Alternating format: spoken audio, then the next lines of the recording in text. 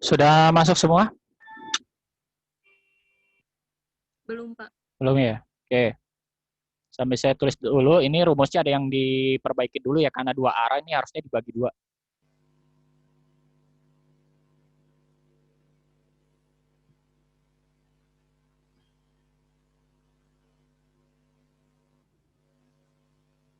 Bapak, Ya, boleh. itu teh hitungnya salah ngitung. Teh hitungnya tadi berapa? Bukan minus 27,52. Jadinya berapa yang benar? Negatif 5,1766. Negatif 5,1766. 5, 17, 17. 66 gini ya? Iya, Pak. Iya, Pak. Oke. Makanya tadi saya bingung kok gede banget. Apa iya emang korelasinya segede itu? Oke. Nah, sekarang T tabel. Nah, ini tadi ada yang salah tadi ya. Harusnya di sini alfanya itu dibagi dua. Kenapa di sininya alfanya dibagi dua? Karena kan kasusnya itu kan tutel, ya. Artinya dua arah. Itu dikarenakan karena kita menguji H1-nya itu adalah ada hubungan, ya. Maka ini yang dipakai itu yang dibagi dua. Nah, sekarang kita lanjutkan. Di sini kan nilai T tabel. Ya, di sini T tabel, di sininya alfa dibagi 2. Berarti tadi kan alfanya berapa? 0,05. 0,05 dibagi 2. Nah, sekarang N-nya kan tadi 3 ya. 3 kurang 2. Nah, berarti di sininya kita sudah dapat. Maka nilai T tabelnya itu adalah di sininya 0,05 dibagi 2. Berarti di sininya adalah berapa? 0,25. 0,25. Oke.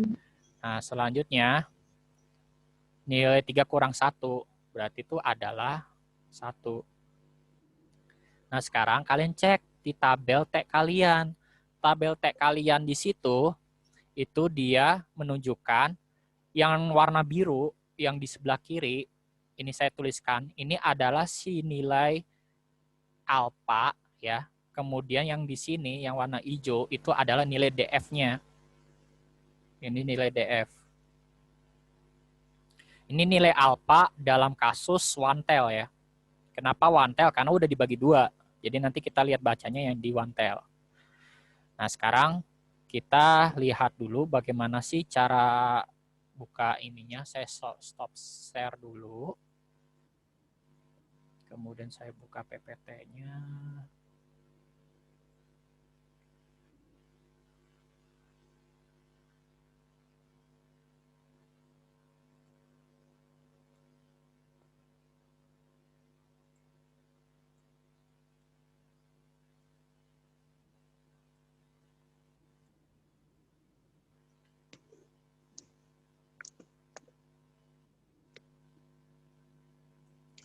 Bisa kelihatan tabel T-nya di layar?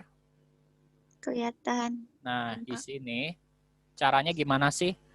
Tadi kan alfanya berapa tadi di itunya?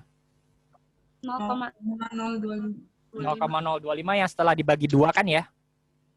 Iya, Pak. Nah, ini. Kalau misalnya sudah dibagi 2, maka jatuhnya menjadi one tail. Ingat, kalau sudah dibagi 2, jatuhnya ke one tail. Maka kalian lihatnya di sini. Selanjutnya, DF-nya bernilai 1. Berarti yang ini. Nah, kita tarik garis deh. DF-nya 1. Kelebihan. Oke.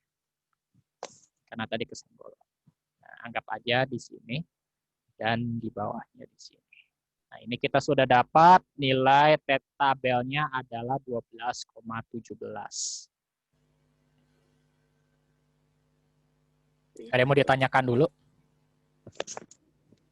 Bapak, Ya, boleh. Silakan. berarti kalau misalnya nilai T alfanya nggak dibagi 2, itu kan dia bawahnya tetap 0,05. Dapatnya sama juga, Pak. Sama juga. karena kan di tutel ya. Tutelnya aja kan 0,05. Ya. Ya udah jadinya 12,71. Kalau kita bagi 2 jadi 0,025. Nilainya juga sama. Jadi itu ya. Karena di sini juga kita bisa lihat patokan dari nilai confidence level. Confidence level ini ya. Confidence level ini kan artinya dalam bahasa Indonesia ini kan adalah tingkat kepercayaan. Nah, kita bisa percaya hasilnya berapa persen? Yaitu 95%. Kalau taraf nyata itu kebalikan dari tingkat kepercayaan. Jadi tinggal 1 dikurangi dengan taraf nyatanya. Ya. Atau tingkat kepercayaan kalau kita nyari taraf nyata. Jadi itu ya. Ada lagi boleh silakan sebelum saya lanjut.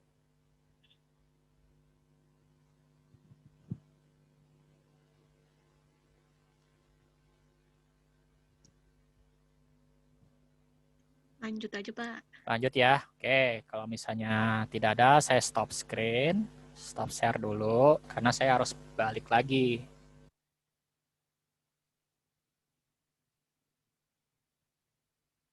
Bentar, ini kenapa jadi nggak bisa ya?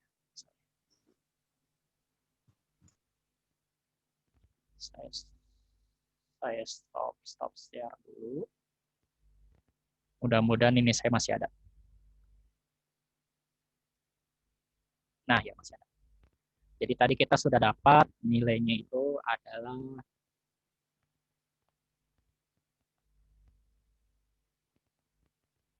12,71 ya. Iya, Pak. Nah, sekarang masuk ke tahapan berikutnya yaitu kriteria keputusan. Yang keempat, kriteria keputusan. Nah, ini kita tuliskan memang formatnya selalu sama ya. Ini karena wajib dituliskan. Dia dikatakan tolak H0 jika nilai T hitung itu lebih besar dari T tabel. Atau, nah kenapa di sini harus ada atau? Karena ini kasusnya, kalau dia menguji dua arah, itu berarti nilainya bisa positif, bisa negatif. Maka di sini T hitung lebih besar dari T tabel, atau di sini min T hitung itu lebih kecil dari min T tabel.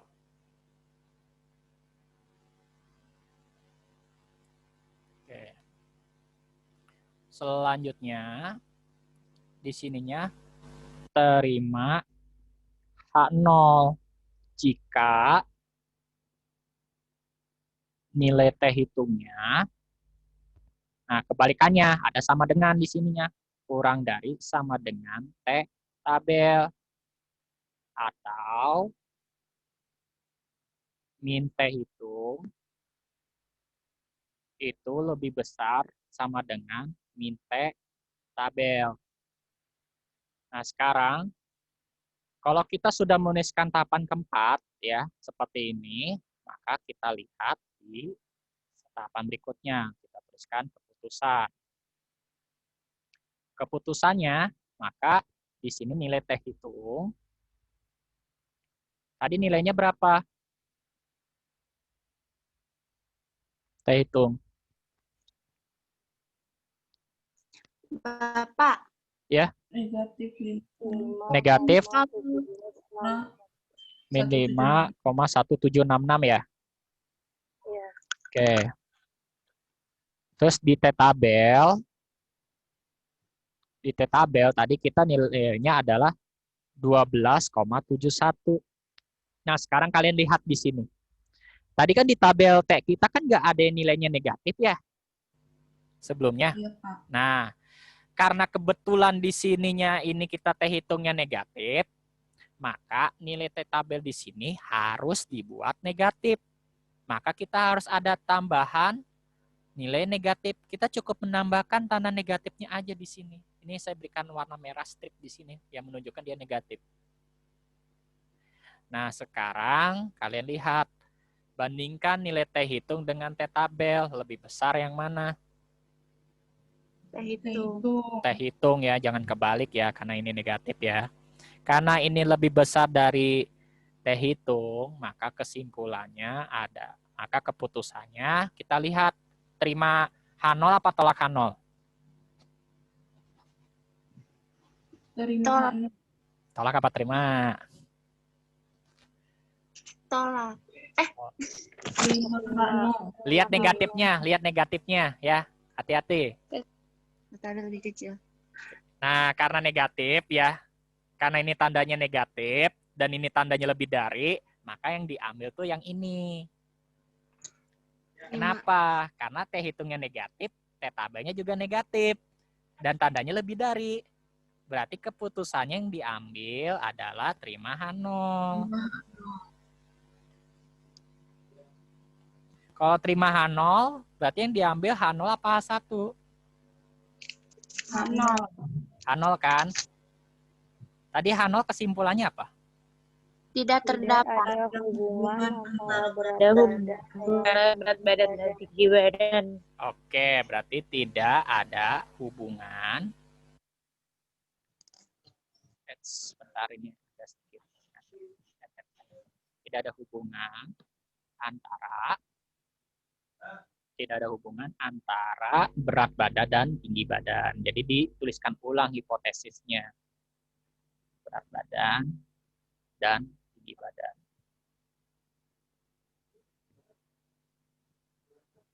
Silakan kalau ada yang mau ditanyakan dulu. Ini cara-cara kita menguji hipotesis. Bapak, saya mau bertanya. Ya, boleh, silakan.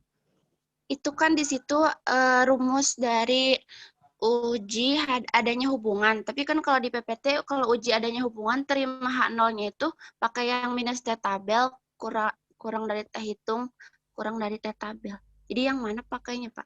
Bentar, saya cek dulu ya. Iya. Karena takutnya juga di PPT saya ada yang salah juga ini. Harusnya sih sama.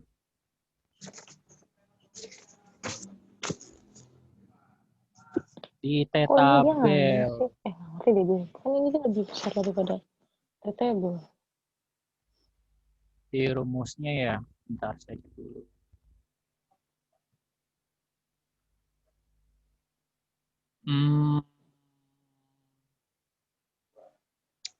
Oh iya, ini ya. Ada hubungan yang positif sama negatif. Bentar, saya stop share dulu ya.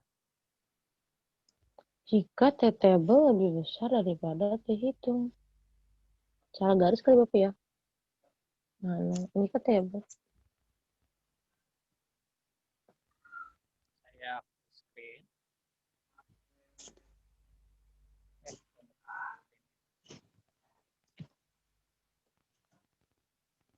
Kelihatan ya ini ya, yang hipotesisnya ini ya. Iya, Pak. Nah ini, jadi ini tadi kan saya sebelumnya menuliskan bahwa untuk yang kriteria keputusan ya. Nah ini kan untuk kriteria keputusan di sini itu kan dia tolak H0 jika T hitung lebih besar dari T tabel. Ini kan kalau kita ingin menguji hubungannya positif atau enggak ya. Ini bukan berarti kita menguji hubungan positif COVID atau enggak ya. Tapi kita menguji korelasinya.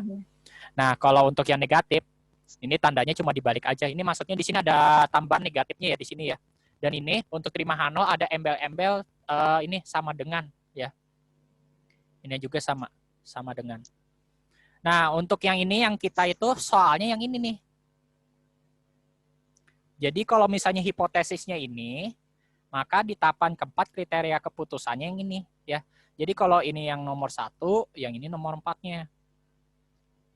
Jadi nomor 1 kalau kita menguji adanya hubungan Ya, memang seperti ini. Jadi H0 rho sama dengan 0. Kan rho sama dengan 0 itu kan artinya dia tidak ada hubungan. Ya. Kalau rho tidak sama dengan 0 berarti ada hubungan. Nah berarti ini benar ya. Jadi ini cuma nambahin negatifnya aja ya. Iya, Pak. Kalau terima H0 itu saya buatkan seperti ini ya. Ini karena buat versi lainnya ya. Karena ini kan versi lainnya bisa kita tuliskan. Kalau T hitungnya positif seperti ini, kalau T hitungnya negatif tinggal dibalik aja arahnya. Ya. Ada lagi? Silakan.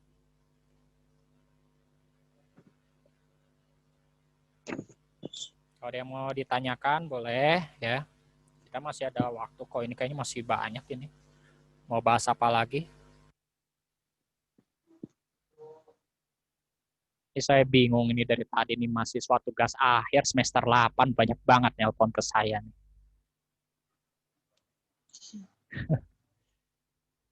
Ini dari kemarin-kemarin nih mahasiswa nyariin saya mulu ini.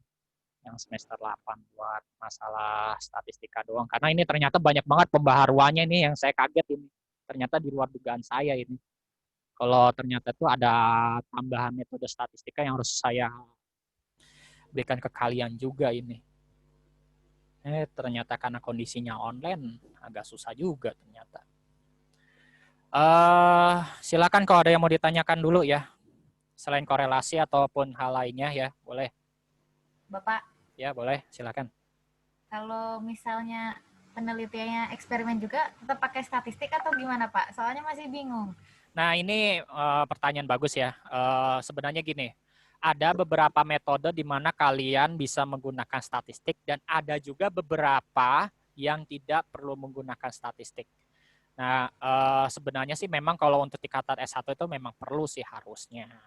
Nah, cuman di sini kalau misalkan penelitian kalian yang eksperimental ya, ini bisa saya hapus background-nya? Bentar, Pak. Ya, silakan. Belum selesai. Nah, jadi ini saya berikan info dulu terkait yang uji statistika ini ya. Jadi begini, kalau untuk eksperimental ya, kalau kalian tujuan penelitiannya ingin membandingkan formula, itu udah pasti pakai statistik. Kalau tujuan kalian ingin mencari mana yang efektif, formula mana yang efektif, itu udah pasti pakai statistik juga.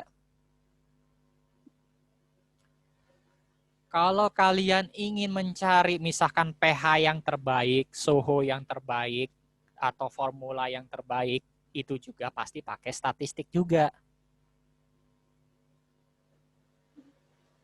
Kalau kalian misalnya ingin mencari berapa besar pengaruh konsentrasi yang diberikan atau suhu yang diberikan, itu juga pakai statistik juga.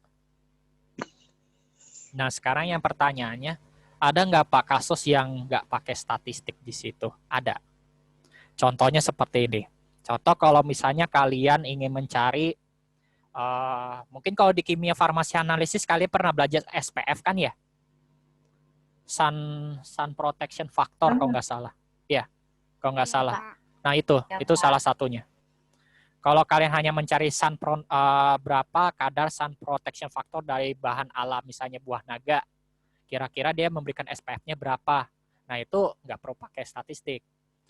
Kalau misalnya kalian ingin mencari IC50, kalau IC50 sebenarnya perlu juga sih statistik, karena kan regresi juga. Regresi juga bagian dari statistik juga.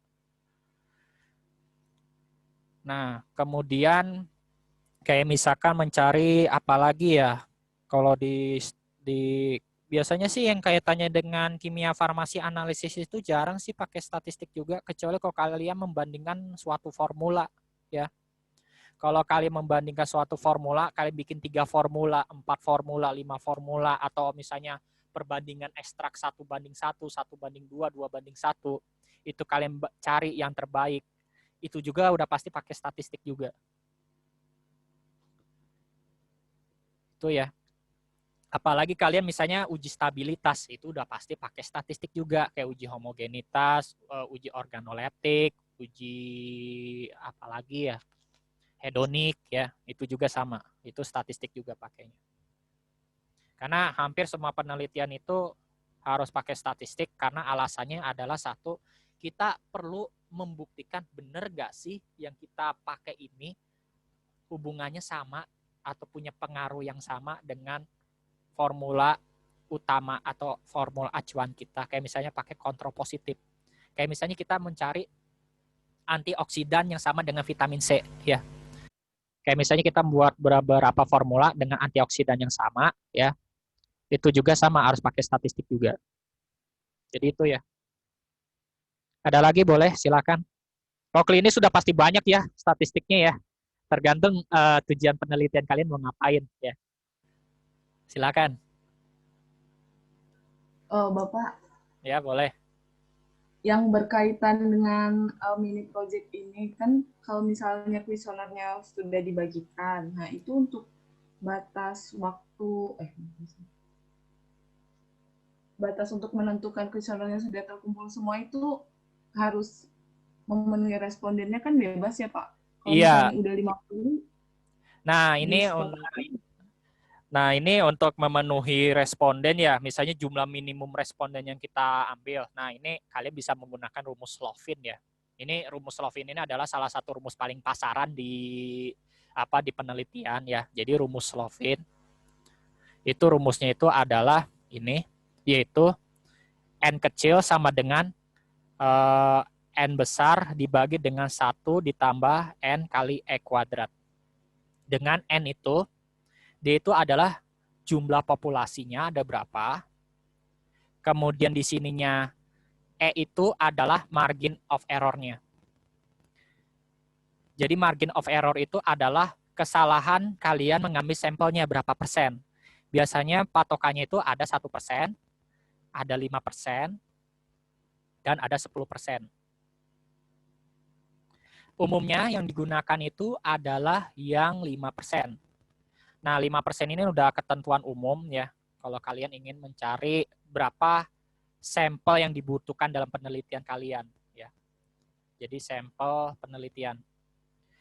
Nah, untuk menentukan banyaknya populasi ini bisa kalian perkirakan saja ya. Kalau misalnya asumsi kalian itu misalkan di estetik ini jumlah mahasiswanya itu ada misalnya se-estetik itu ada 500.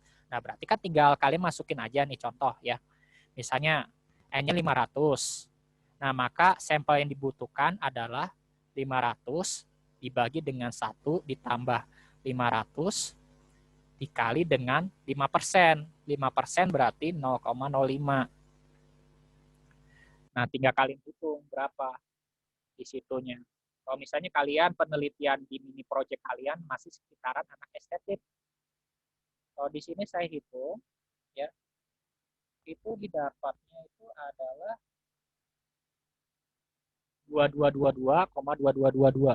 Berarti di sininya 222,22 atau dibulatkan jadi 223 responden. Kalau misalnya kebesaran Pak, kayaknya banyak banget gitu, takutnya nggak dapat, ya bisa dikecilin pakai yang ini, pakai yang 10%. Ini yang paling kecil banget. Berarti tinggal kita masukkan aja, yaitu jadi 0,1. Kalau 0,1 dikuadratkan, maka dapatnya akan lebih kecil lagi. Itu menjadi 83. Nah, jadi di sini untuk analisanya ya, kalian hanya butuh sekitar 83,33 responden. 83,33 dibulatkan jadi 84. Ini selalu dibulatkan ke atas ya. Karena buat antisipasi kalau kalian respondennya kurang. Itu ya. Itu rumus Slovin ini sebenarnya rumus paling umum banget kalau kalian menentukan jumlah sampel ya. Nah, cuman kalau misalkan kalian mau menggunakan rumus lain juga boleh ya. Kalau di eksperimental juga sebenarnya ada ya rumus tersendiri yang disebut dengan rumus Federer ya. Ini kebetulan emang sayanya kemarin di D3 udah saya ajarkan, cuman kayak di S1 ini belum. Nanti saya kirimkan chat diskusinya ya, nanti bisa kalian pelajari. Kalau rumus Federer ini adalah N kurang 1 dikali dengan R min 1. Dia lebih besar sama dengan 15. Nah, ini rumus Federer kalau di eksperimental. Gunanya buat apa? Biasanya itu menentukan berapa pengulangan yang dibutuhkan. Jadi kalian di penelitian punya berapa formula, pengulangannya berapa. Jadi itu. Pak, ada nggak sih rumus lainnya selain Slovin? Sebenarnya ada, banyak banget. Tergantung satu, kalian tujuan penelitiannya mau ngapain dulu. Kalau misalnya tujuan penelitiannya ingin mencari perbedaan, ya berarti pakai rumus yang uji perbedaan. Kalau nyari korelasi, kayak misalnya tadi korelasi yang tadi rumus, ya pakai rumus yang korelasi. Kalau nyari regresi, kayak pengaruh, ya pakai rumus yang regresi. Pak, cuman saya bingung pakai rumus yang apa gitu. Soalnya saya juga belum tentu bisa dapat gitu. Ya udah pakai Slovin aja. Jadi ini Slovin ini ya rumus apa adanya. Ya memang kalian tuh dari dasarnya juga belum tahu kalian sebenarnya tujuannya mau ngapain. Kalau emang belum tahu apa-apa. Ya. Silakan. Ada lagi yang mau ditanyakan? Berarti kalau belum memenuhi respondennya, ditambahin lagi ya, Pak? Iya, ditambahin lagi. Tapi perlu saya beritahu ya, yang namanya teknik pengumpulan sampel, itu memang ada beberapa macam ya teknik pengumpulan sampel. Ada yang disebut dengan purposive sampling, ada yang disebut dengan total sampling ya. Nah, kalau purposive sampling kan berarti kan kalian mencari sampel yang sesuai dengan kriteria inklusi dan eksklusi. Nah, kriteria inklusi itu adalah kriteria yang memenuhi. Kalau eksklusi berarti kriteria yang tidak memenuhi. Nah, sementara itu ya, kalau misalnya kalian sudah tahu populasinya sebanyak itu, ya kalian ingin mempersempit lagi ya pakai ya purposive sampling. Nah, cuman kalau total sampling, kalau misalnya jumlah populasinya dikit, ya kalian ingin ngambil semuanya ya bisa. Di sini ada lagi satu yang disebut dengan voluntary sampling. Apa sih voluntary sampling? Dari kata voluntary aja, artinya voluntary itu kan yang sukarela. Artinya, kita ngambil sampel yang bersedia saja, yang mau saja siapa. Tanpa peduli dia asalnya dari mana. Kebetulan kalau di saya itu, di LPM, ya di Lembaga Penjaminan Mutu Estetik, kayak apa, bukan kasus ya, tapi buat ngedata ya, tentang pembelajaran daring kalian ini, saya menggunakan voluntary sampling. Ya, kenapa saya pakai voluntary sampling? Karena belum tentu semua mahasiswa di sini tuh mau ngisi. Gitu. Jadi ya terpaksa saya pakai voluntary sampling karena ada dasarnya. Seperti itu. Jadi kalau nanti kalian penelitian, teknik sampling yang kalian gunakan tuh apa dulu? Gitu. Biasanya kalau di klinis ya, di klinis itu emang ada 3 yang dipakai, purposive, kemudian total ya. Sama apa lagi ya, satu ya. Tapi voluntary sampling nggak mungkin. Yang satu lagi saya lupa kalau nggak salah. Kalau yang di klinis itu. Kalau voluntary ini jarang banget ya, karena nanti biasanya biasnya lumayan besar di dalam penelitian. Karena harus di screening lagi datanya. Silakan kalau ada yang mau ditanyakan lagi.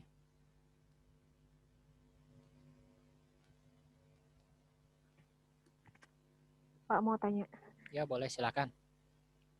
Kan kalau di aplikasinya itu ada SPSS sama Minitab. Ya. Nah itu kira-kira kalau untuk yang klinis lebih mending yang mana gitu Pak? Sebenarnya untuk software saya nggak ngelarang kalian harus SPSS, Minitab, Excel, atau R, atau Python, nggak. Jadi bebas. Mau klinis, mau Minitab boleh, SPSS boleh, itu silakan ya. Karena saya di D3, saya mengajarkan 3 software sekaligus di masa pandemi ini. Bukan 2, tapi 3. Kenapa? Karena ada mahasiswa yang nggak bisa. Di SPSS nggak bisa, Minitab nggak bisa. Jadi di Excel bisanya. Jadi saya share 3 materi software itu. Jadi kalian bebas, terserah kalian. Mau Minitab boleh, SPSS boleh, Excel boleh. Kalau kelebihan di SPSS itu enaknya di bagian outputnya. Kenapa? Karena outputnya itu sudah berupa tabel. Nah, jadi sudah berupa tabel kayak begini ya. Jadi itu bisa kalian edit lagi tabelnya. Itu enaknya SPSS. Cuman ribetnya di inputnya. Cara inputnya yang ribet. Kalau Minitab kelebihannya inputnya sama kayak Excel. Cuman ribetnya di bagian outputnya. Karena outputnya nggak serapi SPSS. Gitu. Jadi emang ada kelebihan dan kekurangannya. Untuk fungsinya juga sama sih. Kalau misalnya kalian penelitiannya lebih ke industri, lebih banyak pakai Minitab sebenarnya sih. Cuman kalau penelitiannya klinis atau eksperimental ya bisa dua-duanya. Cuman kebanyakan SPSS lebih enak karena outputnya lebih bisa diinterpretasikan. Silakan, masih ada 8 menit lagi.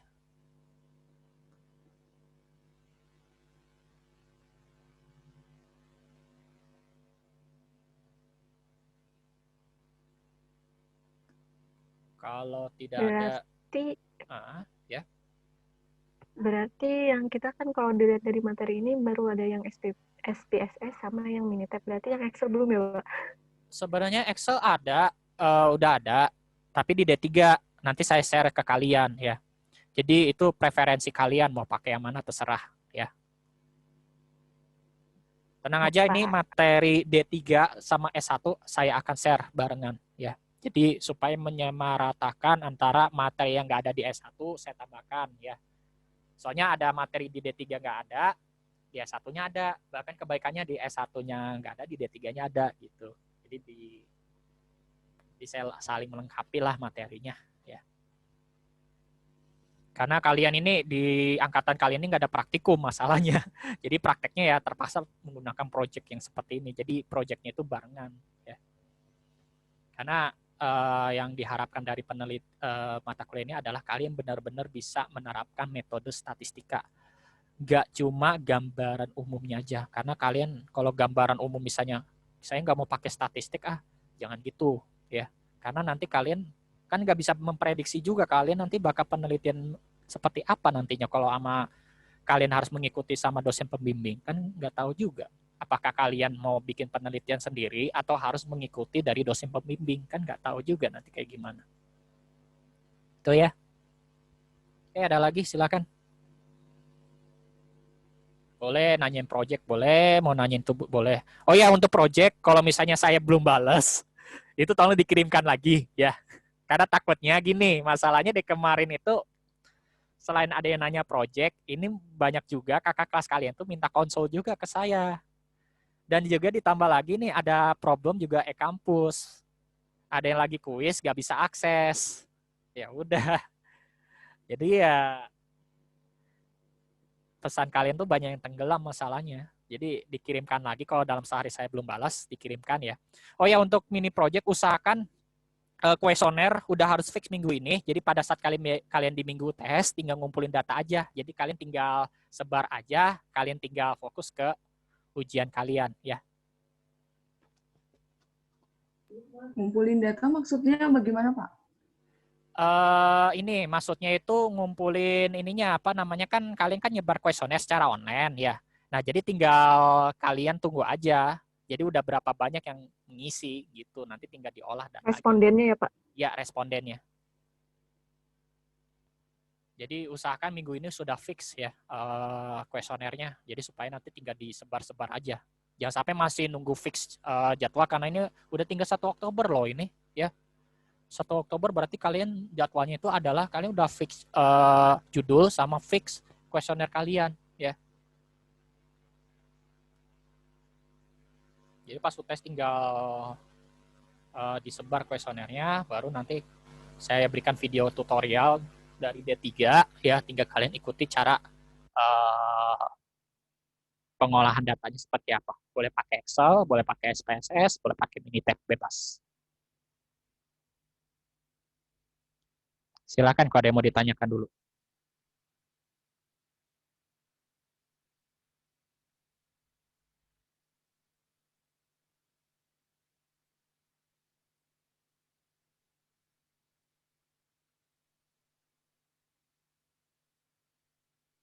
Kalau tidak ada, ini ada berapa orang nih? 63 ya? 63. Bentar, saya mau cek dulu yang namanya asing buat saya siapa ya di sini.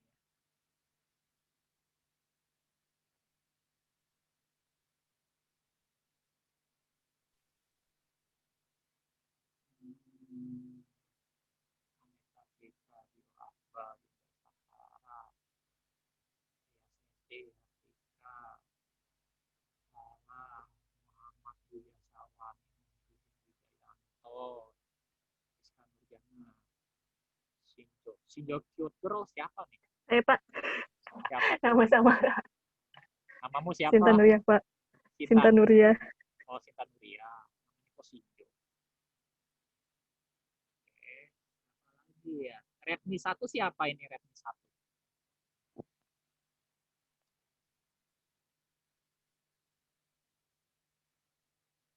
Ini Redmi nggak ada nih.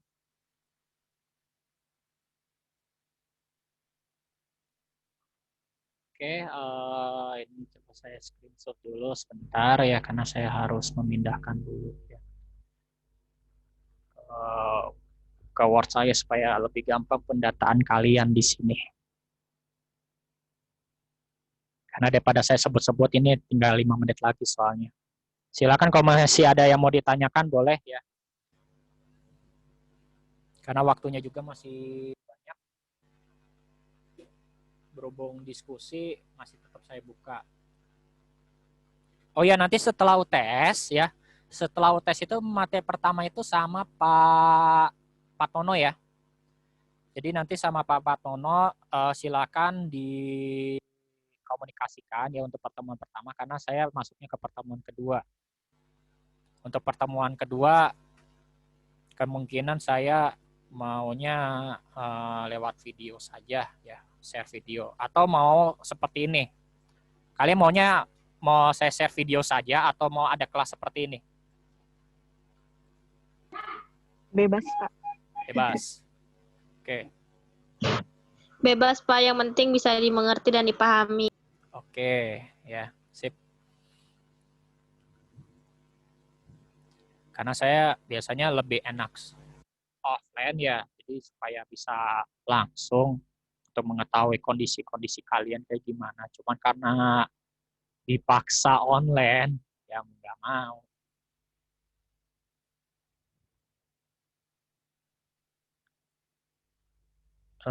Bentar.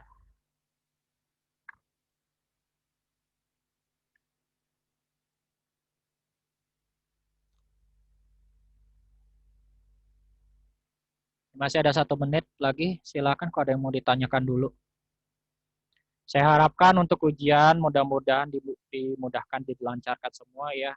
Untuk pengerjaannya mudah-mudahan sinyalnya bagus-bagus semua ya. Jadi jangan sampai ya kalian pasti ujian ada terkendala sinyal ya, jangan sampai ada alasan seperti itu ya. Karena ini karena ujian, jadi mohon disiapkan sinyal dan juga tethering kalian ya. Silakan ujian sesuai dengan tempat yang kalian enak buat mengerjakan bersama ya. Dalam artian kan karena ini ujian, saya nggak tahu ya kondisi kalian itu apakah mengerjakan sendiri atau barengan ya. Jadi silakan dimaksimalkan karena berhubung pandemi ini bisa kalian maksimalkan ya. Mungkin sekian dari saya untuk pertemuan statistika hari ini ya. Selamat ujian. Saya mohon maaf jika ada yang salah. Sampai ketemu lagi di pertemuan kedua setelah UTS ya. Kurang lebihnya mohon maaf. Wassalamualaikum warahmatullahi wabarakatuh. Waalaikumsalam warahmatullahi wabarakatuh. Waalaikumsalam warahmatullahi wabarakatuh. wabarakatuh. Dan hiu makan tomat.